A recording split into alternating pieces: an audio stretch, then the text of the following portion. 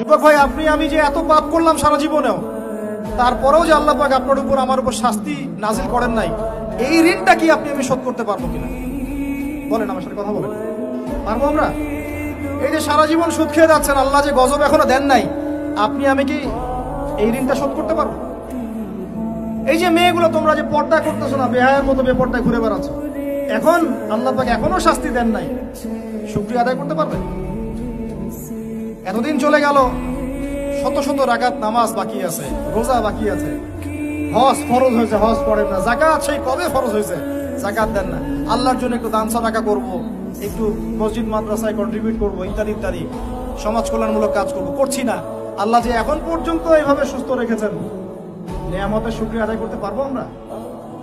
সুবহানাল্লাহ। আমরা কি আল্লাহ পাকের কৃতজ্ঞ হব কিনা ভাই? আল্লাহ পাক আমাদের সবাইকে আল্লাহ পাকের কৃতজ্ঞ হওয়ার তৌফিক দান করুন।